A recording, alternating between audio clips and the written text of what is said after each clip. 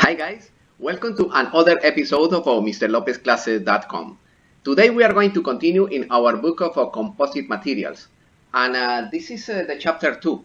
This is a special episode because we are going to talk about aluminum hulls, boats with aluminum hulls, and we are going to work in a special project in an airboat, the airboat of Mr. Rodriguez, and we are going to work in the marina, in Rio Loco Marina. We are going to recover the bottom of that boat, and we are going to protect the bottom with a special product. It's a special product, this product, steel flex. But we are going to do the process completely. We are going to remove the old material in the bottom, and we are going to clean the surface, prepare the surface, and after that we are going to apply the product, the steel flex, appropriated in the hull. You can do that in any other type of aluminum hull. I did in another boat, in a 17 feet outboard boat. We apply the same product with the other of my friends, and the final product was excellent. No leaks, zero leaks. This is like a steel, like the name says, it's like a steel. It's hard, it's wonderful material. This is a long video. We are going to check the process step by step with Mr. Rodriguez, and we are going to analyze all the process. The first step is lift the boat. We are going to lift the boat appropriated in order to sand the bottom and clean the bottom properly. We are going to prepare the conditions for the sanding procedure. We are going to analyze the factors that affect the process. After that, we are going to check safety recommendations, the goggles, the tools, the ventilation, because this is toxic, that product. And after that, we are going to start to sanding the bottom. Mr. Rodriguez spent a lot of time sanding the bottom of that boat and a lot of material. And after that, we are going to check what happened in the process of the sanding, how many hours additionals you need added, because it's a long process. We are going to suspend it, the hull completely after the sanding, and we are going to clean the bottom before we start with the application of the product. And we are going to do the analysis of the sanding procedure before we start the rolling, because we are going to apply the product with rollers. It's possible to apply the product with brush or rollers.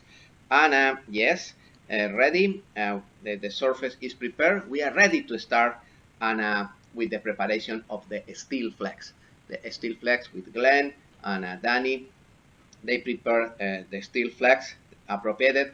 Is an epoxy component, 1-to-1, 50-50, and this is the process. The machine use it, and after that start the process to apply with rollers. The first layer, second layer, third layer, and this is the second layer application. And after that, we are going to check how is the process to dry, and we are going to analyze the situation, the surface, the finish, the product, and this is the final product. It's a wonderful project, and we are going to follow step by step that process. For that reason, we are going to try to start with the first one. With the first one, we are going to try to lift the boat. Danny and me, we lift the boat appropriated before we start the process of sanding.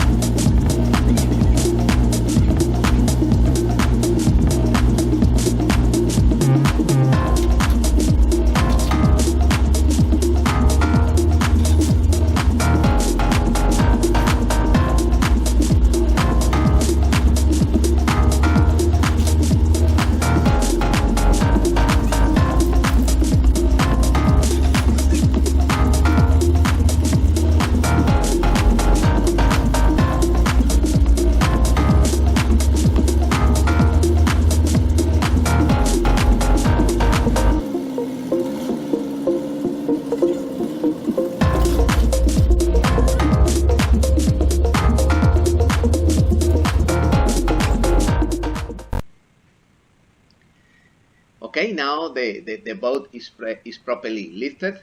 The conditions are prepared, and we are going to start to analyze the conditions before we start with the process, the sanding procedure. Another important feature is you should also always have a fan. Try to keep the stuff off of you and blow it out. So we normally use this fan to turn it on, so as I'm sanding, it'll blow the stuff away from me, so try to get it not on my skin as much as possible. Obviously, you've seen the video we did without the fan. Now we're going to do it, you can see a little clip with the fan, you'll see the difference. We want to just show you the difference on how that works. Okay, so we're going to get started.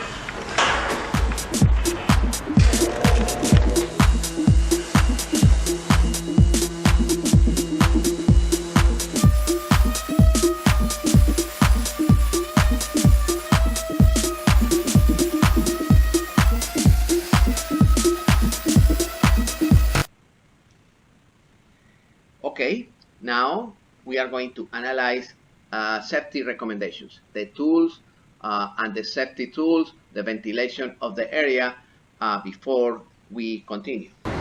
Hey guys, so now that we explained the process of sanding, is important understanding that you protect yourself when you're working on all jobs, depending whether you're sanding, fiberglass. So I'm just going to give you an example of the stuff that I use. You should always use a respirator. And the reason I say that is because what happens, you don't breathe any of that stuff in your lungs. It may not affect you now, but it will affect you in the future. So the best thing is to protect yourself. These cartridges here, you can interchange them, put new filters, and use the same thing. And a word of advice, you should always have your own filter. There's nothing worse than you breathing in someone else's unless you absolutely necessarily need to. Also, eye protection. Last thing you want to do, there's different types. I like this type because it kind of looks cool, and not only that, it also protects my face as well, besides the mask and my eyes. So with this, how this works is the dust will get in my eyes. You can irritate your eyes. Maybe a piece of particle gets in your eyes, and you got to go to the doctor, and you make yourself a whole mess. And not only that, again, in the future, all those contaminants in your eyes will create a problem. So the best thing to do is protect it. So I'm going to show you how we put this on. But before we do that, I also want to show you what I'm using. I'm using 60 grit sandpaper to sand it down. I chose 60 because I didn't want to use 40 just in case I did too much, then I go into bare aluminum. So we use the 60 so I have a little bit more control. As far as the tool that we're using an orbital sander. That way I have control and I can move it. And when you don't want to put pressure one side, you want it flat to the surface, and then you work it. Now, if there's a little indentation, then you can use a little bit of the surface, but be careful because you can take too much. So the whole idea is to lay it flat like this, and you sand properly, okay? So I'm going to show you how you put this stuff on. So basically, you have the straps on the bottom, and you have the straps over your head. So it's always good to put the straps on the bottom first. Straps on the bottom, and it has a hook like this, so you hook up on the back side so it releases. So you go right here, and then you have it. So really, when you stop working, you need to breathe or take a break, you can let it hang on your neck, and when you're done and you're ready to start working again, put that over your head.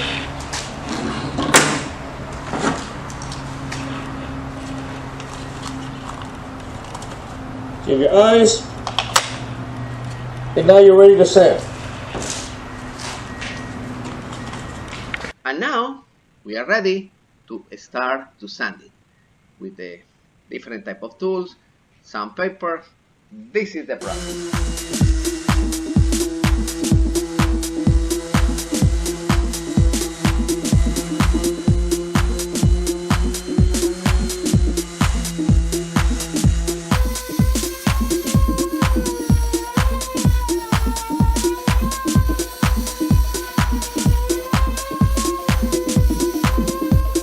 Back to the restoration of this airboat, and basically right now we are sanding the bottom.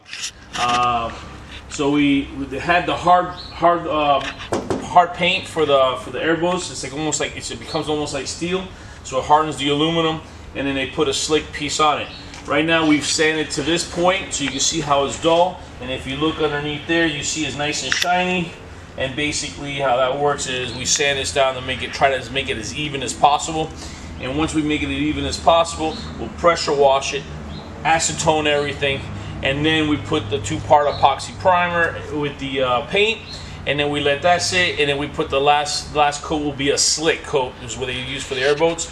It's a slick. So basically it gives it a little bit less friction on the water, so you can go a little faster and you can run over things. In this boat, you'll see we run over a lot of things on this boat. And now we are going to suspend again the boat, and we are going to analyze all the surface in the bottom how was sanded. We are going to check if it's necessary sanded a little more. We are going to check if the surface is completely smooth, and if the material, the aluminum is not affected. We are going to analyze with the boat suspended.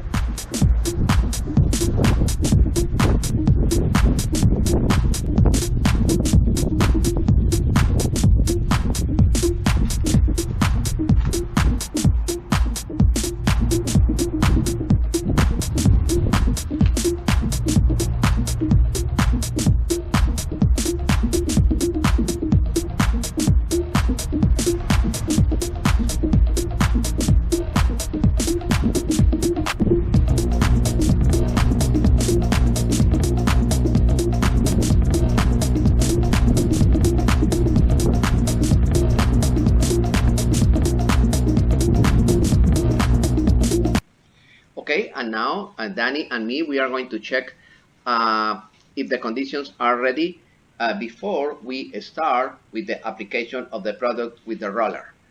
We are going to analyze if all the conditions are applied. Dealing with water and shrubs and For that reason, we are going to use the epoxy that we have on the screen. Right. It's an special epoxy for... Yeah, it's a 2-part epoxy, and it's like hard as steel.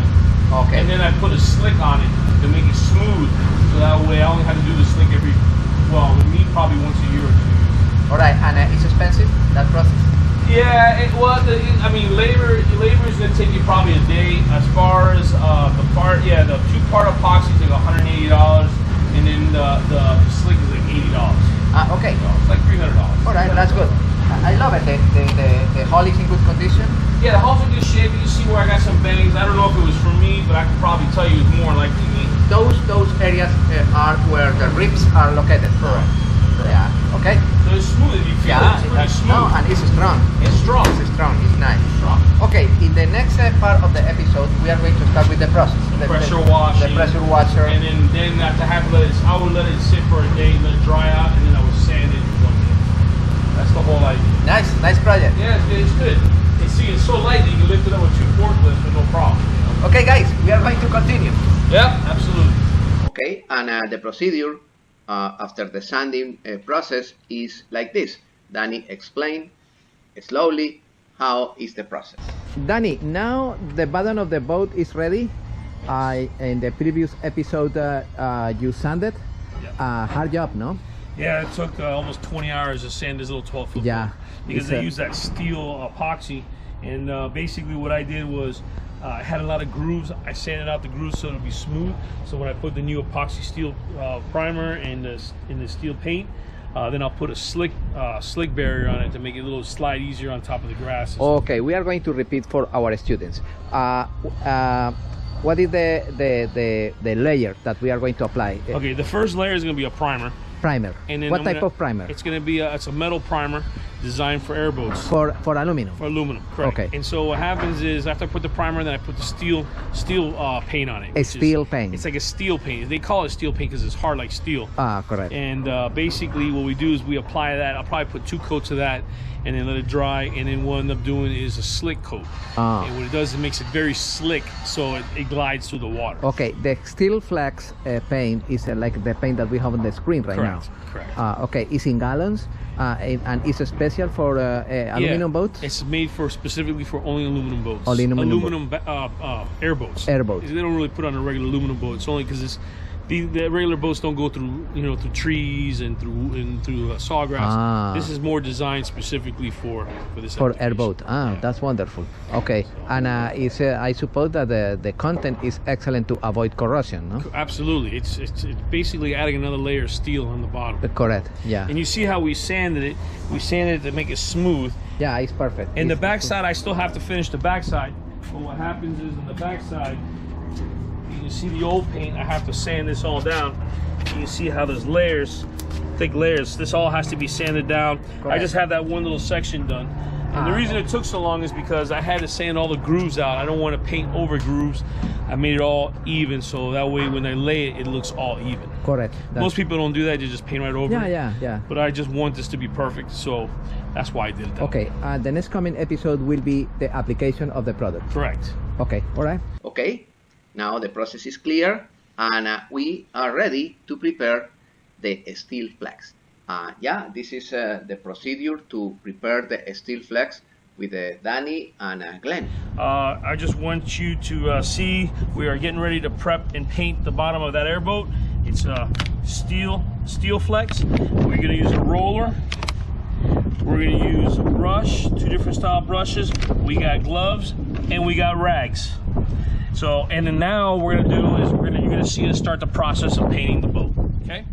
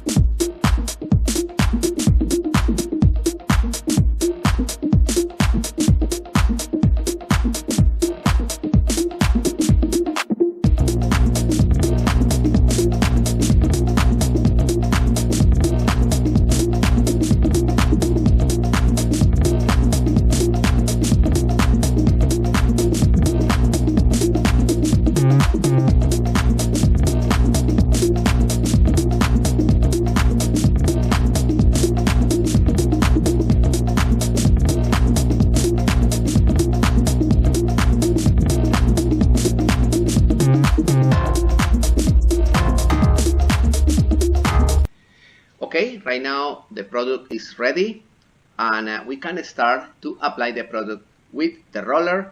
Danny and Glenn, Adriana, all of them working, applying with the roller the product. All right, so now after we mixed everything up, now we're going to apply it. One of us is going to work on the outside, and the other one's going to work underneath. You have 15 minutes before this thing is no longer any good. Better hurry up, sir. Right, Try it. Let's do it. Go ahead.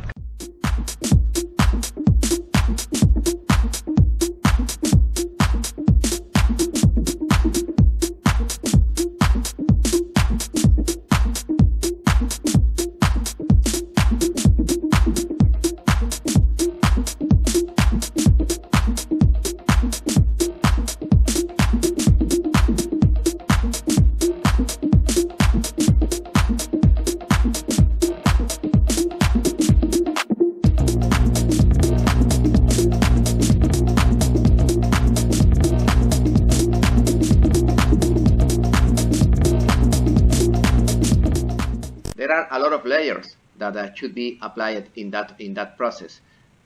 1, 2, 3, and a lot of hours.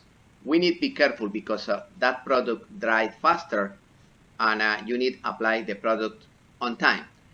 That product dried faster. Look at this.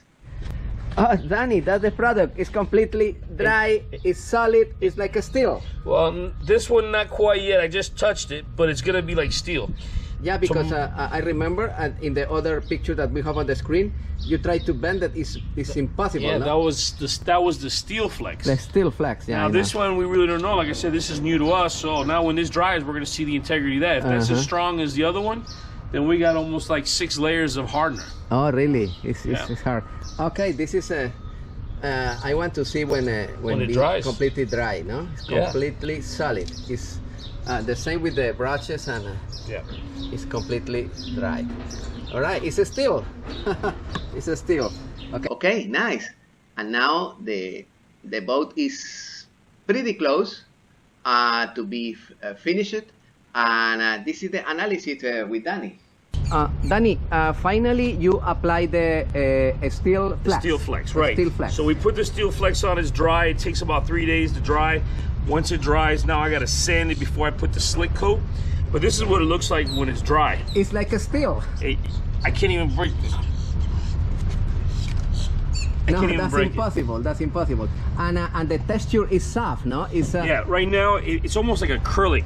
It's hard, but I have to sand it because it's not smooth. Once I sand it and I put the slick coat, then it'll glide right through the water. Okay, and after that you don't need any protection, any bills coat, nothing. For 5 years. For 5 years, no? That's wonderful. And it's against abrasive surface, like it was to run over trees, bushes. That's perfect, no? They have polymer. This boat wasn't set up with polymer. Polymer is almost like a starboard piece. Yeah, that's correct. That you can run on the rocks, that's roads. Correct.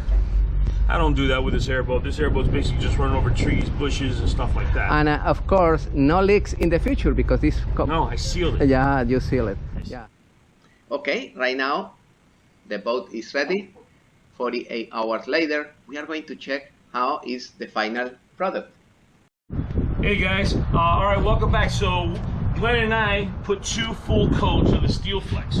Okay, this is kind of what it looks like with the steel flex, nice and shiny. It takes 48 hours to dry. Technically 40, 48 is roughly what they're saying, 24 hours, but I want to do it right. Leave it up for 3 days, and then we'll put the slick coat. The slick coat is what makes the friction like almost nothing on water, so it glides on water. So when we get ready to do that, we'll get back with you.